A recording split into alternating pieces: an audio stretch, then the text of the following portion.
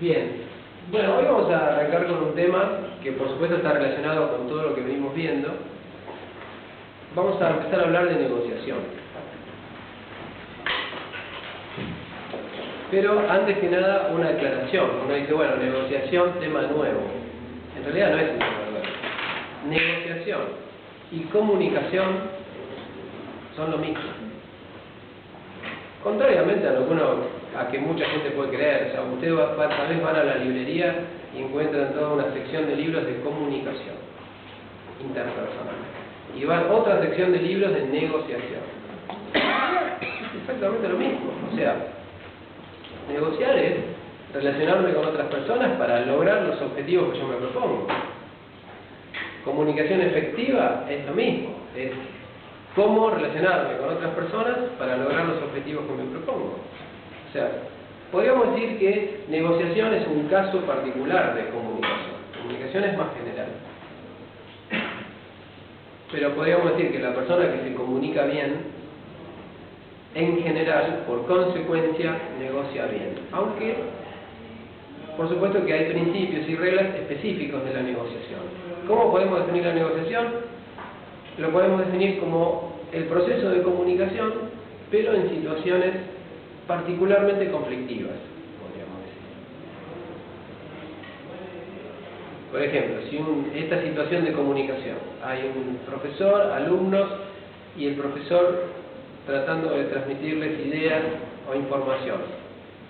Digamos que no es un proceso de negociación, podríamos decir, no hay un conflicto. Pero si uno lo piensa a fondo, en realidad sí hay un conflicto. Y el conflicto es, o mejor dicho, según como uno se lo plantee, el conflicto es que ustedes no necesariamente van a aceptar lo que yo les digo.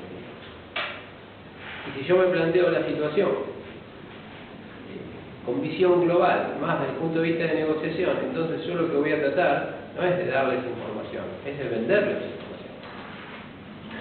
O sea, de decirles ciertas cosas que yo creo que son ciertas, decírselas de una manera tal de que ustedes las compren, no que las rechacen. ¿Está bien? Con lo cual, si lo planteamos así, ya estamos en una expresión de negociación, compra y venta de información. En realidad, si uno analiza la negociación desde un punto de vista amplio, lo que se van a dar cuenta es que la negociación ocurre todo el tiempo. O sea, que todo el tiempo ustedes están tratando de obtener algo. Con lo cual, desde el punto de vista de este curso, comunicación, negociación son lo mismo. Es el mismo proceso. Englobado dentro del concepto más amplio, que es tanto comunicación como negociación son procesos que apuntan a lograr objetivos. Yo me planteo un objetivo. Si desarrollo las acciones, las conductas y las relaciones con otras personas adecuadamente, logro el objetivo, si no, no. ¿Cuál es el problema central en negociación? El problema central en negociación, entendiéndolo como la comunicación o la relación con otras personas en situaciones de conflicto, el problema central es que en situaciones de conflicto, lo que podríamos decir, la revolución del subconsciente, o digamos el malestar en el subconsciente en una persona es mayor que en una situación relajada. Con lo cual, como la revolución o la incomodidad a nivel inconsciente y subconsciente de una persona es mayor en una situación de negociación, o sea, en una situación de conflicto, ¿qué es lo que va a pasar?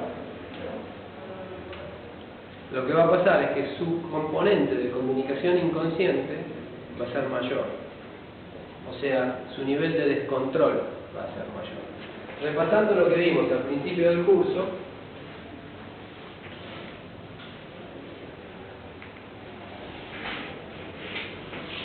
ustedes recuerdan que cuando una persona se relaciona con el mundo, en realidad, todas sus conductas, toda su comunicación, recuerden que comunicación y conducta son prácticamente sinónimos, porque toda conducta que yo tengo que es perceptible por otras personas es un acto de comunicación. ¿Se acuerdan que lo que habíamos visto? Lo que habíamos visto es que todas las conductas de una persona frente al mundo surgen de dos partes de nuestra mente. ¿Está bien? Por un lado tenemos lo que podríamos llamar la comunicación o las conductas conscientes,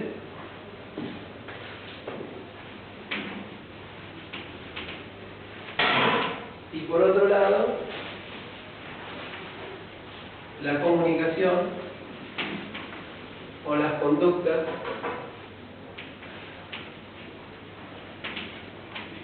inconscientes o subconscientes.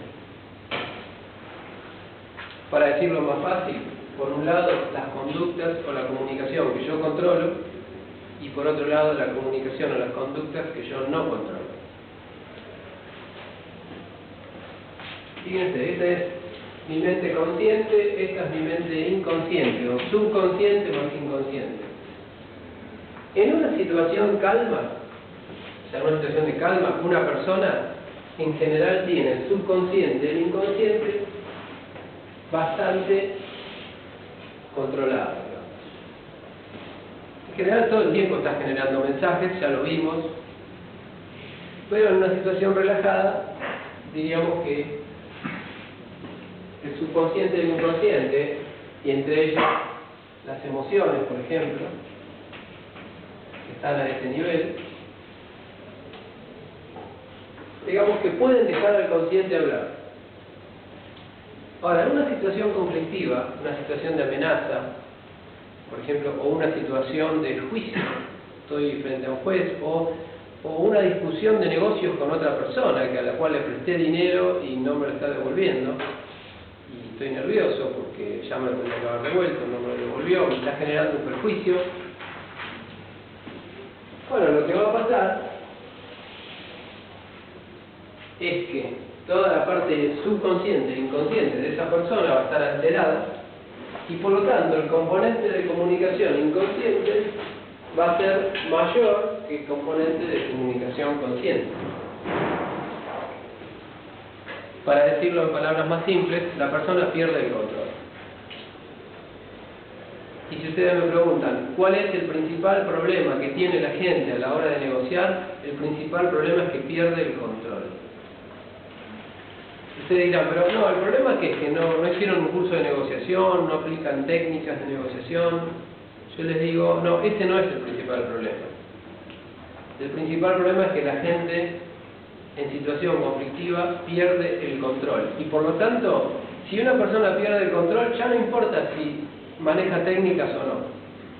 No importa, porque las técnicas solamente las puede aplicar si mantiene el control. Si pierde el control, la verdad, da lo mismo.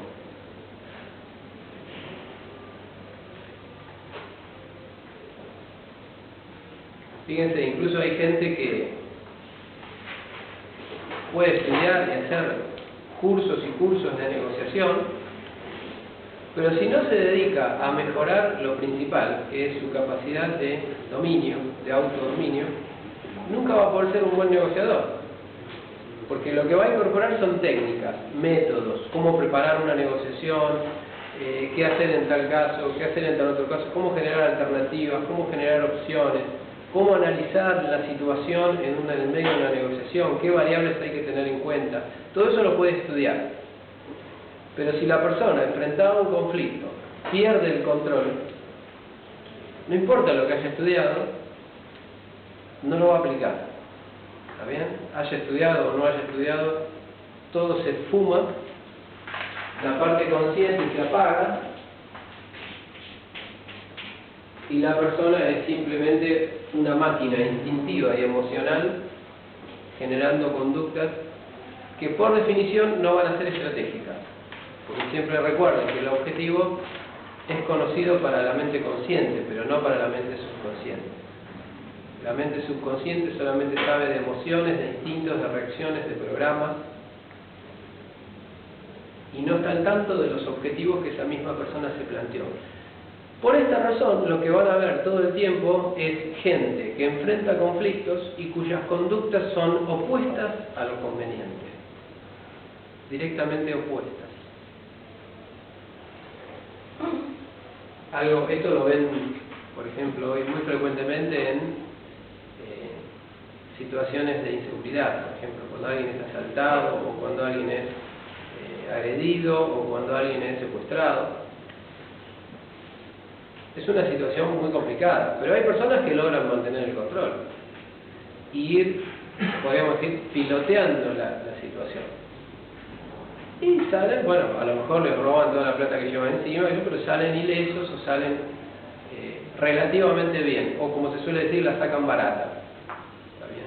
Porque saben manejarse, mantenerse controlados, tranquilizar al asaltante, que a veces es una persona que está totalmente fuera de sí. Ahora, para poder hacer eso, obviamente, yo tengo que mantener mi dominio, el autocontrol. ¿Está bien? Ese es el principal problema. La mayoría de la gente no puede enfrentar conflictos. Es así. La mayoría de la gente no puede soportar el más mínimo conflicto. Obsérvenlo en la calle. No sé, hay gente que va caminando y, no sé, se tropieza con un palo de luz, choca. No sé si lo habrán visto, algunos darse vuelta e insultar un palo. ¿Lo han visto? Bueno. Entonces, imagínense, si tengo conflictos con los objetos, ¿cómo va a ser con las personas? ¿Cierto? Fíjense que esto tiene que ver con algo que veíamos antes. La gente, cuanto menos formación, menos desarrollo de conciencia tiene una persona, como lo vemos en el gráfico, cuanto menos desarrollo de conciencia, mayor es el descontrol. Y por eso van a ver que la gente con menor desarrollo, menor formación, la gente más básica, como solemos llamarla de alguna manera, lo van a ver que son los más proclives al descontrol. A tal punto de que hay personas que pueden perder el control ante nada. O sea, ante una mirada, por ejemplo. No sé si... Por ejemplo, si van a un lugar donde hay gente muy inteligente, muy desarrollada, muy capaz, y ustedes miran fijo a una persona, ¿qué va a pasar? Nada, tipo, te va a mirar, ¿qué le pasará? Se va, tal vez te evita para salir de esa situación incómoda, y punto. Ahora, súbanse a, no sé, a algún medio de transporte lleno de gente así, de poca formación, llamémoslo, y clávenle la mirada a alguno y díganme qué pasa. A la espalda. ¿Eh? Probablemente termine golpeado, ¿no? Pero fíjense qué diferencia, ¿no? O sea, algo para una persona no es conflicto, para otra persona sí es conflicto. Eso nos lleva a una idea muy importante. No todos tenemos la misma cantidad de conflictos. ¿Está bien? ¿Por qué? Porque una situación para una persona es conflicto o no en función de su capacidad para resolverlo. Que es algo que comentábamos el otro día. Cuando una persona tiene mucha capacidad para entender lo que sucede, muy pocas cosas son conflictos, por no decirle ninguna. Porque si en un extremo una persona observa el mundo y todo lo que ve lo puede entender, entonces yo le pregunto, ¿qué conflicto puede tener? Por ejemplo, no sé, su hermano lo trata mal. O sea, mi hermano me trata mal. Pero yo pienso y digo, no, eso tiene motivo. ¿Por qué? Por esto, por cómo fue educado. Claro, yo fui el privilegiado. A él, nuestros padres siempre lo tuvieron a un costado. Aparte yo nunca lo hablé con él, no lo traté bien. Nunca reconocí esto. Es lógico que él me trate mal. Cero conflicto. O sea, para mí no es un conflicto. Un problema resuelto no es un conflicto. ¿Entiendes? Ahora, si yo soy una bestia humana y mi hermano me trata mal, yo digo, ¿por qué? Tengo conflicto y terminamos a las piñas y no nos hablamos más y somos hermanos. Y vivo en conflicto y toda la familia es conflictiva. Y uno dice, ¿pero esos conflictos son reales o vos los creás? Y fíjense, es complicado el mecanismo. Son situaciones que algunos por falta de capacidad interpretan como conflictivas, y otras personas que tienen más capacidad no las interpretan como conflictivas, las interpretan como situaciones que tienen causas, que tienen motivos. Y si tienen motivos, están justificadas y hay que hacer algo para resolverlas, y punto. Pero no me causan ninguna revolución interna, no me vuelven loco, porque me doy cuenta por qué sucede. ¿Se entiende?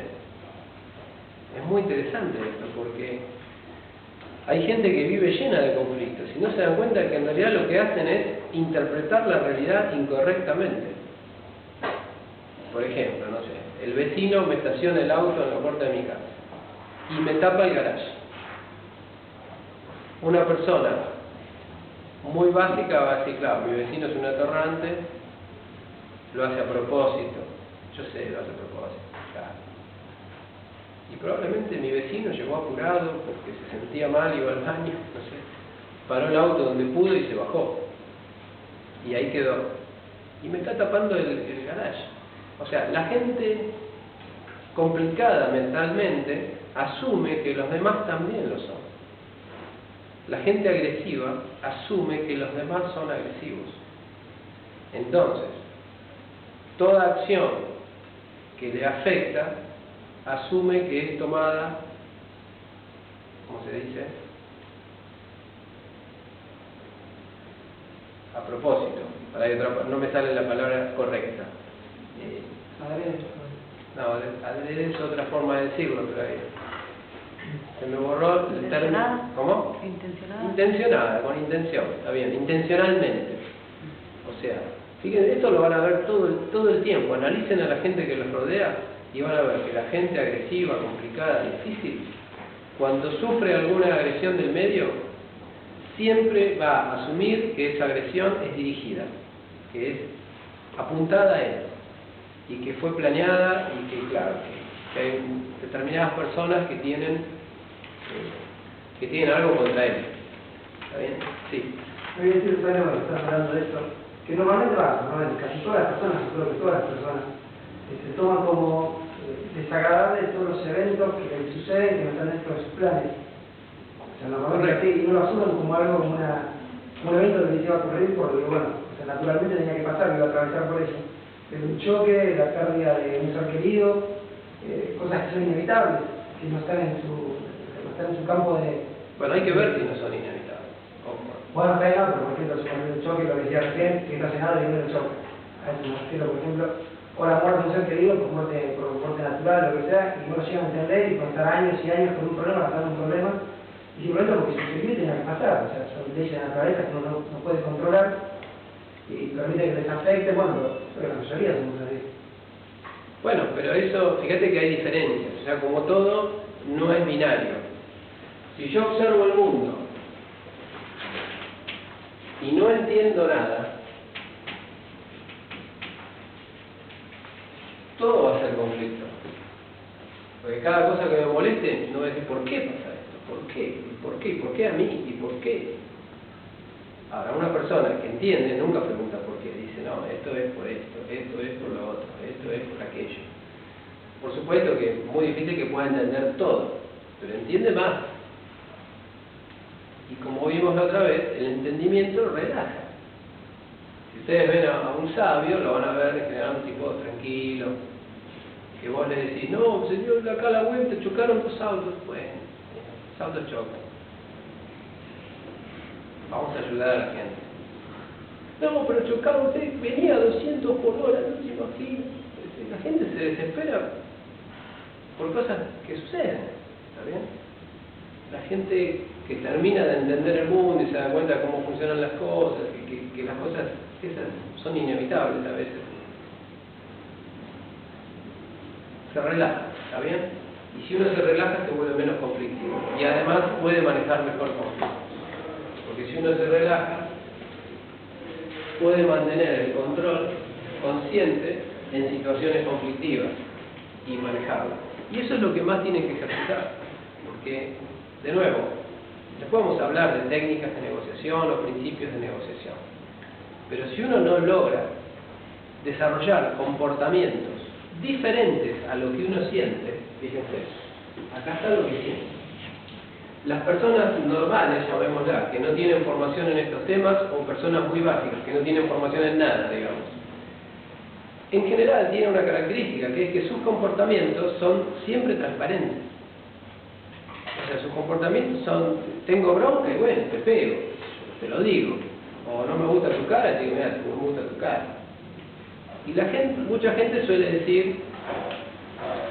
suele confundir esto con una virtud.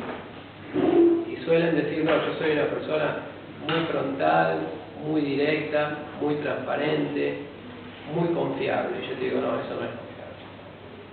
No para nada confiable. Eso significa, entre otras cosas, que yo te voy a contar un secreto, bueno, repetir. Por ejemplo, por dar un pequeño comentario, ¿está bien? La gente transparente, en general, la gente con muy poca formación, con muy poco análisis del entorno, no se da cuenta que ser transparente es una forma de complicar las cosas, para uno y para otros, y de no resolverse todo. Bien, entonces, la capacidad de una persona para manejar conflictos de manera estratégica pasa fundamentalmente por poder generar comportamientos que no sean los que le surgen automáticamente, porque los que surgen automáticamente, en general, no son los óptimos para manejar una negociación. Fíjense qué análisis tan matemático, científico. Ustedes están en una situación conflictiva. Les pregunto, y una persona que está en una situación conflictiva puede generar comportamientos automáticos o comportamientos estratégicos. Los automáticos son los que le surgen de sus emociones, de sus instintos, de sus reacciones, sin ningún tipo de control. Los estratégicos son los que surgen de su conciencia, de su voluntad, de su yo, de su ego, y que están definidos para resolver esta situación. Les pregunto, ¿en función de qué se definen conductas estratégicas y en función de qué se definen conductas automáticas?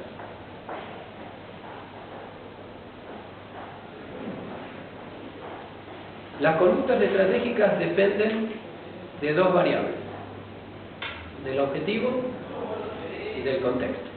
¿Está bien? ¿Las estratégicas? Las estratégicas. O sea, si yo tengo que resolver una situación, cualquiera sea esa situación que yo me enfrento, las acciones necesarias para resolver esa situación, para identificarlas, las voy a identificar en función de qué? Del objetivo que yo quiero lograr y de la situación que se me presenta. ¿Entiendes? Y de ahí hago un cálculo y saco las conductas estratégicas convenientes a esa situación. Ahora, las conductas automáticas surgen de parte subconsciente e inconsciente, por lo tanto, en función del objetivo no están. Y en función del contexto, tampoco. Con lo cual, las conductas automáticas no coinciden y no tienen nada que ver, porque surgen de un lugar totalmente diferente al de las conductas estratégicas. Por supuesto que las conductas estratégicas pueden resolver la situación. Las conductas automáticas jamás van a resolver una situación. ¿Está bien? Salvo un caso casual en el cual la reacción automática coincida con la acción estratégica más conveniente. Pero eso es casi un milagro.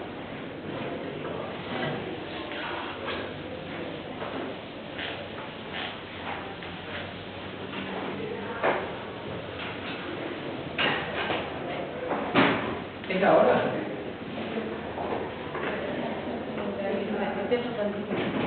Ah, temprano. Bien. Seguimos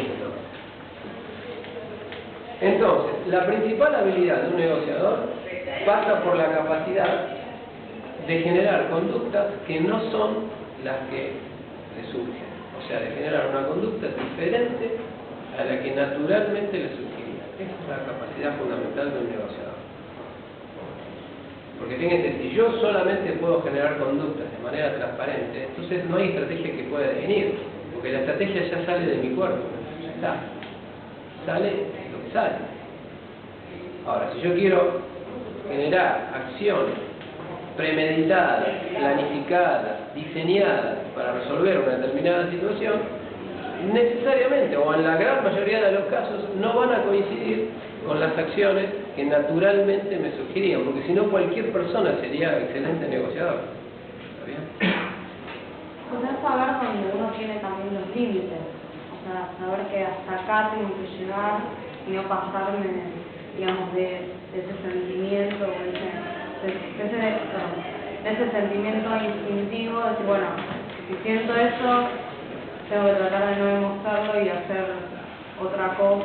Bueno, esa sería una forma de decirlo. O sea, saber dónde están los límites de uno. Lo que pasa es que también es... No, saber dónde están los límites, no, correr los límites. O sea, hay que entrenarse. O sea, un negociador es una persona entrenada.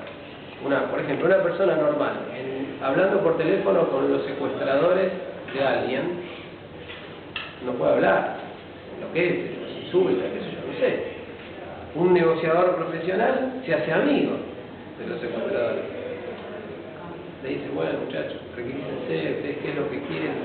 Bueno, a ver, todo bien, quédense tranquilos porque le vamos a conseguir todo lo que ustedes piden. Va negociando, o sea, pero puede manejar esa situación porque mantiene el control y genera acciones tendientes a resolverlas y no a decir lo que siente acerca de la situación. Bien. Algo que caracteriza estas reacciones automáticas que tiene la gente frente a los conflictos, o sea, una forma de clasificarlas, es analizando dos variables fundamentales en los conflictos. O sea, en un conflicto existen dos variables principales. Una de esas variables es el objeto. O sea, el objeto que se está negociando. Que puede ser dinero, un contrato, un préstamo, una herencia. Hay un objeto negociado, algo que ambos queremos. Y por otro lado, hay una relación.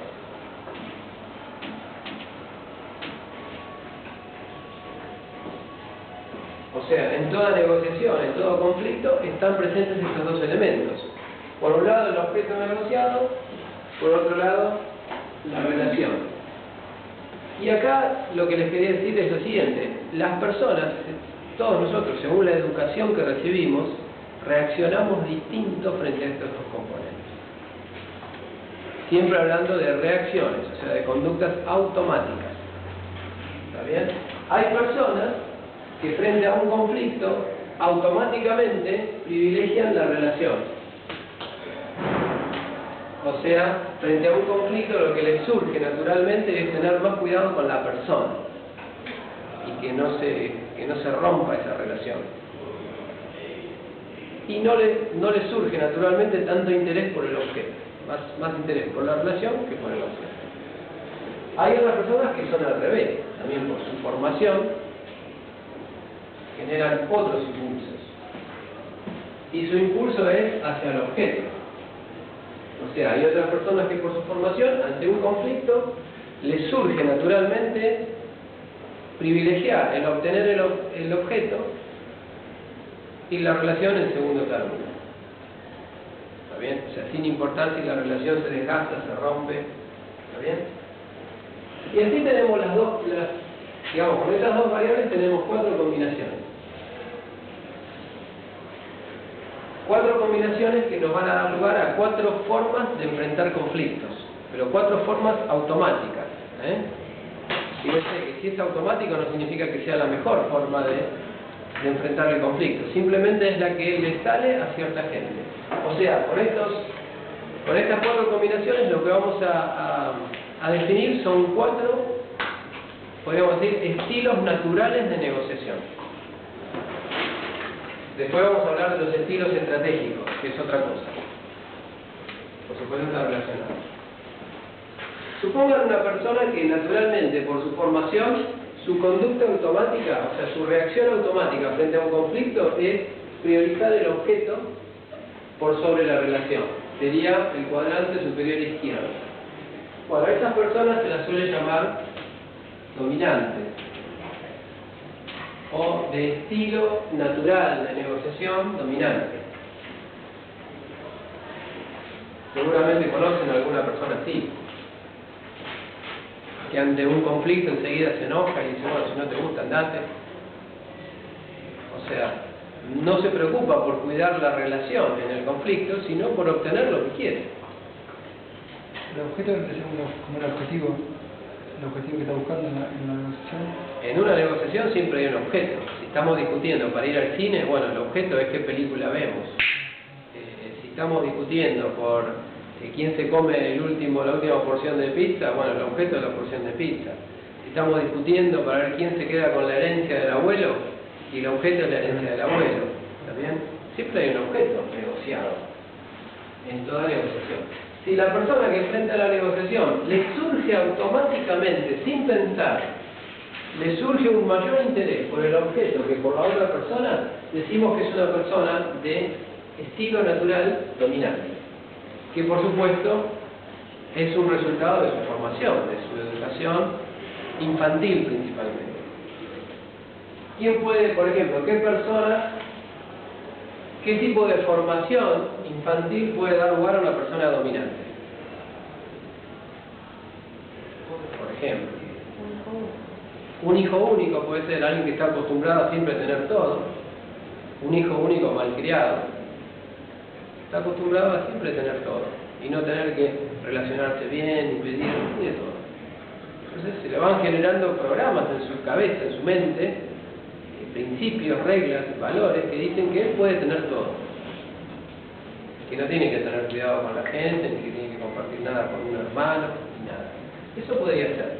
También el hecho de tener un padre dominante, por ejemplo, y que yo como hijo veo que mi padre siempre domina a otras personas o a mi madre, y me enseña que además hay que hacer eso. Bueno, me dice, no, hay que ser así, porque si no... Bueno, me incorpora principios que me van formando como una persona dominante. Y cuando soy adulto, soy dominante. Fíjense que es interesante esto. Hay que tenerlo bien claro. O sea, el estilo dominante no es un estilo que yo aplico a conciencia para resolver una situación. Es el estilo que sale. ¿Está bien? Es un estilo natural. Y las personas que tienen como estilo natural el estilo dominante van a aplicar ese estilo en todos los conflictos que se les presenten. Y como vamos a ver después, en algunos conflictos el estilo dominante puede servir, pero en la mayoría no. Imagínense qué le va a pasar a una persona que enfrenta todos los conflictos de manera dominante. En algunos, por casualidad, le va a ir bien, porque esos eran justo los conflictos donde ponerse dominante servía. Pero en todos los demás, donde ponerse dominante era contraindicado, va a fallar. Y fallar significa que no va a obtener su objetivo. O probablemente va a romper una relación importante, que es peor todavía. Otras personas crecen en otro contexto educativo, o sea, en otra formación, otra familia. Y son personas más cuidadosas de la relación que del objeto. Y se los llama condescendientes. Al dominante también se lo llama duro y al condescendiente suave.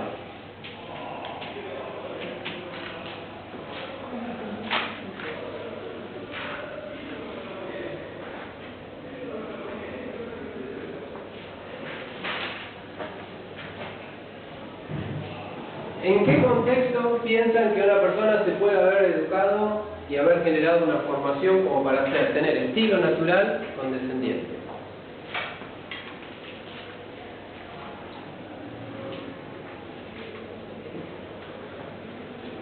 Podría ser, por ejemplo, un caso de un padre dominante, pero que es dominante conmigo.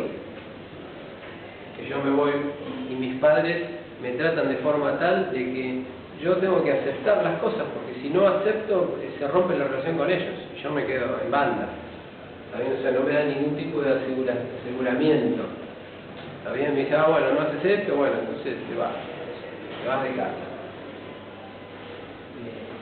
Una educación muy dominante hacia el chico, puede ser que el chico se acostumbre a decir todo que sí como una protección. ¿Está bien? Como aceptar todo, y tiene mucho temor a perder relaciones. Porque siempre lo amenazaron con perder las relaciones. Lo amenazaron los padres, o lo amenazó la familia, o lo amenazó el hermano, o los maestros que les tocó de chico. lo amenazaron con que si no haces lo que te pedimos que hagas, las relaciones se rompen y te quedas solo. Esa persona tiene ese principio de funcionamiento en la mente, entonces todo el tiempo está teniendo cuidado de no ofender a nadie y paga el precio, por no ofender a nadie, paga el precio de nunca obtener lo que quiere cuando se presenta una situación de negociación. Siempre cede, no, bueno, llévatelo vos, quédatelo vos, tratando de cuidar las relaciones. De nuevo, una persona que tiene estilo natural condescendiente va a aplicar ese estilo en todas las situaciones que se le presentan. En algunas situaciones le va a servir, en otras situaciones no. Hay otras personas que tuvieron otra formación y cuando se les presenta un conflicto, lo atacan de manera tal de tener en cuenta tanto el objeto como la relación, de manera balanceada. Y estos se los suele llamar estilo integrador.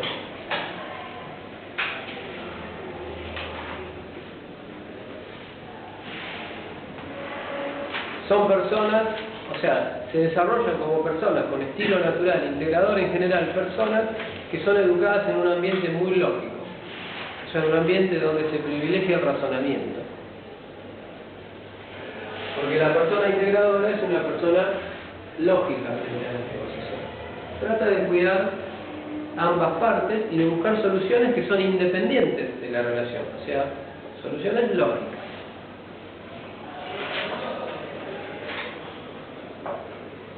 Por ejemplo, si tiene que repartir, no sé, unos caramelos con un amigo, probablemente una persona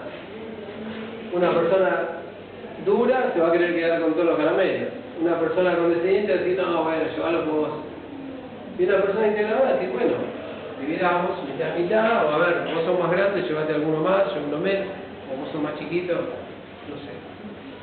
O los pagué yo, entonces yo me quedo con la mayoría. O vos pusiste 10 pesos, yo puse 20, a vos te toca un tercio, a mí me tocan 2 tercios. O sea, esta es la persona lógica, integradora. Lo que más le importa es la lógica, o sea, que las cosas cierren. Y por último tenemos a la persona que por su formación no tiene cuidado ni con el objeto ni con la relación. Es una persona de estilo evasivo. Es una persona que cuando enfrenta conflictos, lo que le surge naturalmente, y recordemos que lo que nos surge naturalmente en general no es lo que sirve.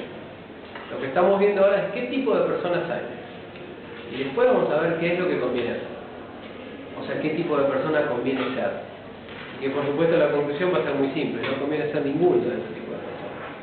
En realidad conviene ser todos. O sea, poder ser como uno quiere ser, que esa es la capacidad del negociador efectivo, del comunicador efectivo, de la persona estratégica, de la persona efectiva. Tiene la capacidad de comportarse como yo quiero comportarme, no como mi cuerpo o mi emoción o mi corazón me obliga a hacer. El evasivo es una persona que frente a los conflictos no le preocupa ni el objeto ni la relación. Lo que le preocupa es no tener conflictos, o sea, escapa de los conflictos. ¿Qué tipo de formación infantil puede llevar a generar una persona con estilo evasivo? Y es bastante claro, una persona que crece en un ambiente muy conflictivo y que está un poco como cansado de conflictos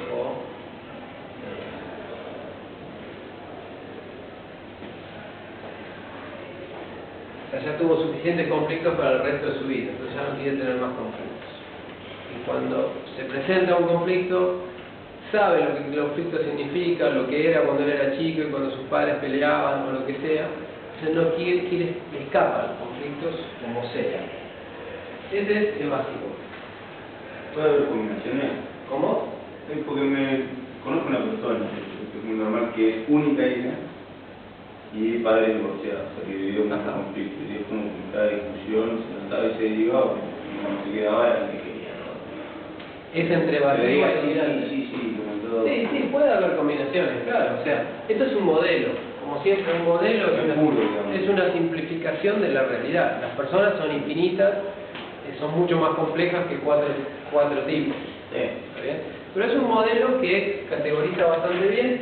Puede haber combinaciones. Hay una combinación que es muy conocida, que es la combinación dominante con descendiente, que se suele llamar transaccional, que es el estilo que tienen algunas personas que se acostumbraron ya de chicos a ser dominantes con el que es más débil y condescendientes con el que es más fuerte, y punto. Si es autoridad, es jefe, no sé, es más grandote que yo, condescendiente. Es más chiquito, es dominable, dominante. Fíjense que eso es un pequeño, podríamos decir, como un pequeño atisbo de estrategia. Porque dice, bueno, la persona estratégica tiene esa capacidad, que es la de adaptarse al contexto. Esta persona puede medianamente adaptarse al contexto según dos situaciones. Lo que le falta es usar los otros dos estilos también. Porque ¿cuál sería la moraleja de todo esto? Porque ¿cuál es el mejor estilo? O sea, la pregunta que yo les podría hacer ahora para profundizar. ¿Cuál es el estilo óptimo de negociación? La situación y con qué persona están lidiando. Bien, el estilo óptimo no existe. O sea, como un estilo global. Porque muchos tenderían a decir que el estilo integrador o lógico es óptimo. Y en realidad no. Vamos a ver ahora, o la próxima clase probablemente, que hay situaciones donde el estilo lógico no sirve. Y donde es mucho más adecuado otro estilo. Entonces, la conclusión simple es que un buen negociador es una persona que maneja los cuatro estilos y puede moverse en los cuatro estilos según la situación, según el contexto. Por ejemplo, ¿en qué contexto sería adecuado, por ejemplo, un estilo dominante?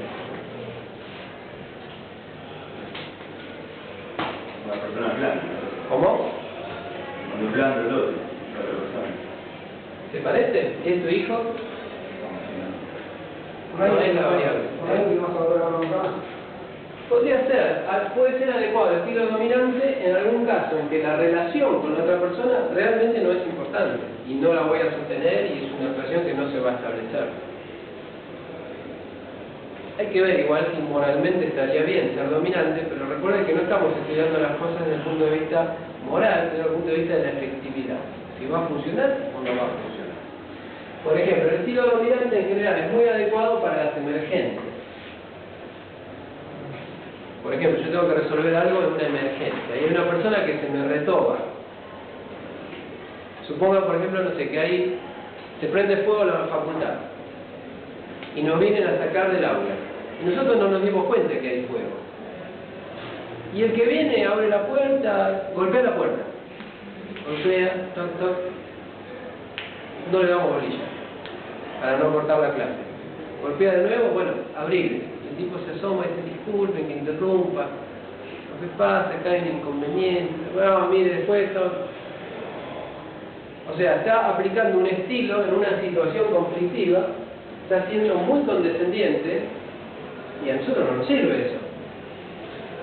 No es efectivo, ¿está bien? Ahí sería efectivo que el tipo sea totalmente dominante, que patee la puerta y nos eche, y nos diga, se van ya.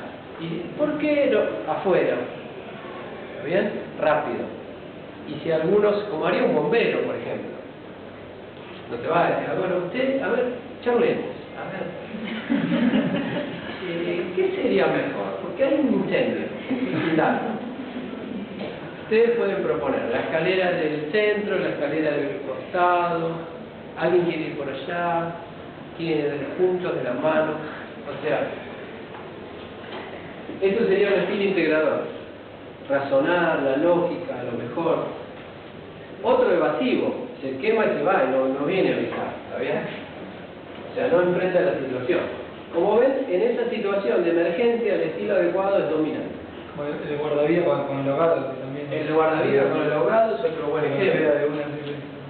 No le va a decir, mirá, eso? Bueno, el guardavidas evasivo está almorzando. El guardavidas integrador se pone a dialogar con el tipo, a decirle, bueno, mire, ¿por qué se tiró al agua usted? Pero usted no sabe nadar. Y el otro haciendo burbuja.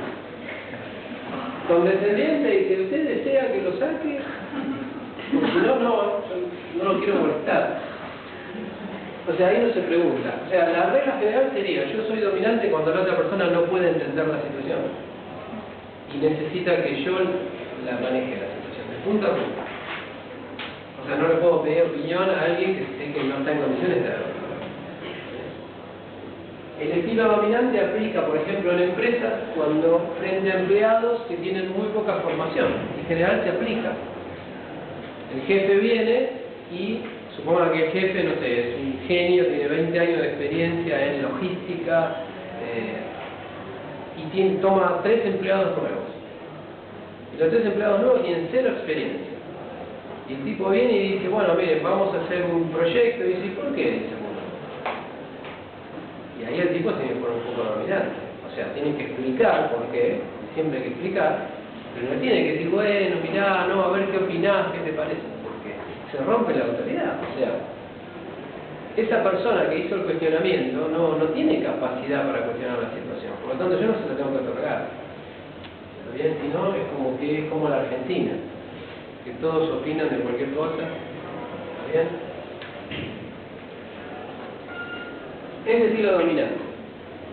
¿Cuándo aplicaría otros estilos? Por ejemplo, imaginen que ahora sale alguno de ustedes y va caminando por la plaza, o sea, alguna de las chicas, y hay una barrita ahí, ¿no? Y les empiezan a silbar, a gritar cosas. Bueno, es un conflicto. El conflicto está. Depende de cómo uno lo trate, se va a transformar en un conflicto serio o va a ser una pavada. Y si ella se pone dominante, por ejemplo, o sea, le aplica estilo dominante, a lo mejor fue educada así, es hija única, qué sé yo, cree que puede controlar a todos, y se enfrenta a esa gente, y dice, ¿ustedes qué se creen? Atorrantes, que están ahí, perdiendo el tiempo. Y bueno, puede terminar mal esta historia. O imaginen que aplica estilo integrador, que creo que es casi más ridículo. Es como que ella se acerque y le pregunte, pero ustedes, ¿por qué están acá? ¿Tendrían que convenir a ir a trabajar, a estudiar? ¿Por qué toman cerveza? ¿Ustedes están alcoholizados? ¿Por qué están alcoholizados? Sería casi más ridículo que lo dominante, ¿no es cierto?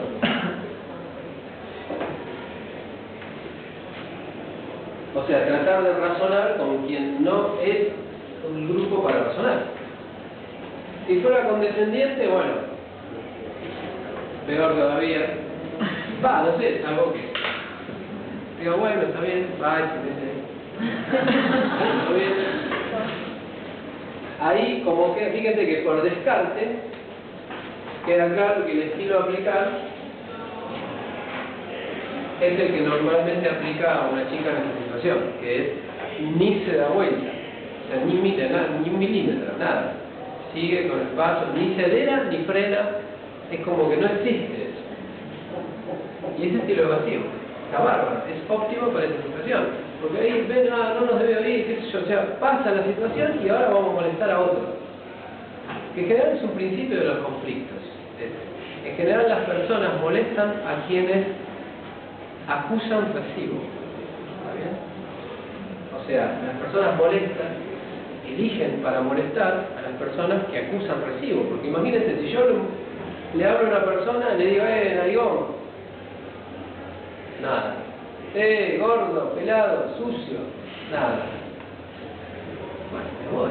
Porque es como hablar en una silla, ¿entiendes? Y así por resolver la situación. Lo más inteligente que puede haber. Ahora, ustedes fíjense relacionando con lo que vimos antes. Una persona muy básica, de muy poca formación, ante ese tipo de agresiones, ¿qué hace? ¿Puede hacer eso? ¿Puede mantenerse en cero total? No puede. Con lo cual, lo que les dije antes, está condenado a tener conflictos. Porque el medio es agresivo, eso no hay duda. El medio es agresivo y va a seguir siendo agresivo. La pregunta es, ¿qué hace uno en respuesta a? ¿Está bien? Ustedes imaginen hoy, la calle es como si estuviera, no sé, Buenos Aires lleno de focos de incendio. Pequeños focos de incendio. Ahora, quedan ustedes, si ustedes van a salir a la calle, con unos vasitos en el bolsillo. Quedan ustedes y en esos vasitos ustedes van a llevar agua o nafta. Eso es lo que quedan ustedes. Los focos de incendio van a seguir estando. Ustedes los pueden esquivar o echarles agua, avanzar, o les pueden tirar nafta y morir. Bien, vimos una situación donde aplica dominante, una situación donde aplica el evasivo. ¿Dónde aplicaría el integrador? ¿Con otro integrador? Con otro integrador ante una situación lógica. Por ejemplo, un proyecto, una negociación laboral, un contrato, un pedido de aumento a mi jefe. Imaginen que le voy a pedir un aumento a mi jefe y le voy dominante.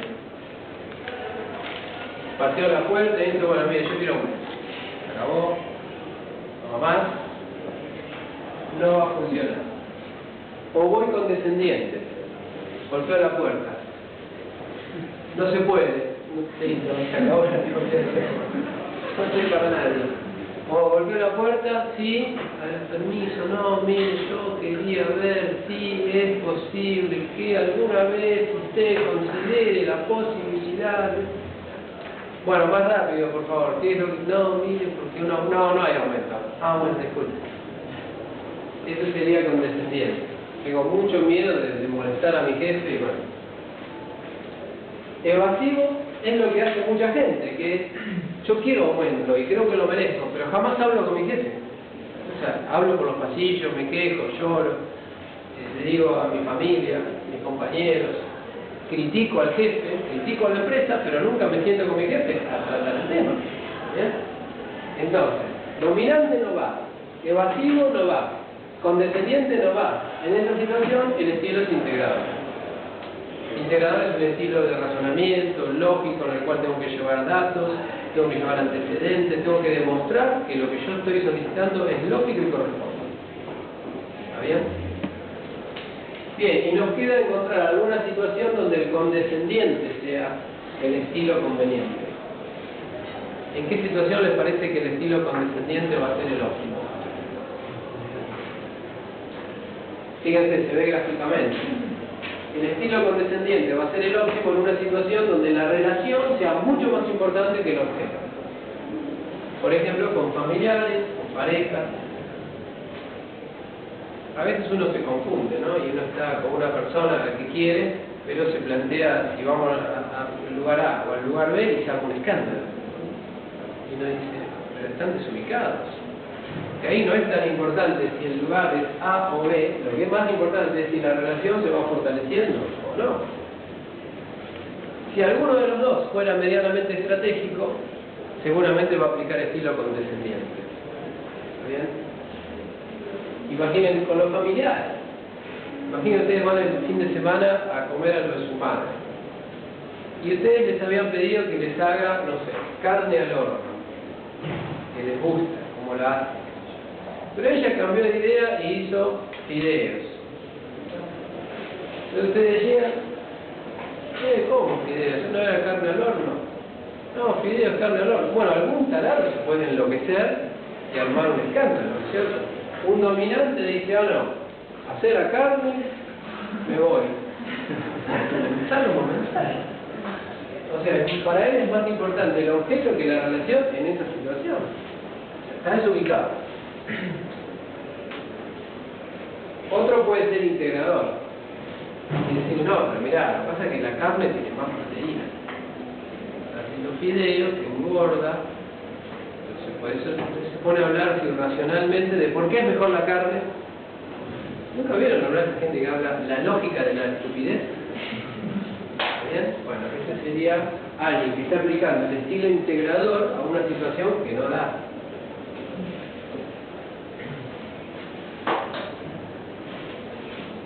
El estilo que aplica ahí es condescendiente, claramente. ¿Hiciste videos? Mejor. Yo te había dicho Carlos, pero la verdad no me acordaba de los videos que vos hiciste. Y la relación es fundamental. ¿Está bien? Es más, si uno cuida la relación, es muy probable que la otra persona diga, ah, no, pero sabes que te voy a hacer la carne también. O sea, todo va bien por ese camino. Bien, ¿alguna pregunta? Conclusión, 4 estilos naturales de negociación. La persona normal tiene uno y aplica uno, siempre. La persona estratégica aprende a usar los 4 y los va sacando según la situación. Según si el objeto es más importante, la relación es más importante o las combinaciones que se pueden dar. Bien. Ah, me olvidaba. En la página www.visionholística.com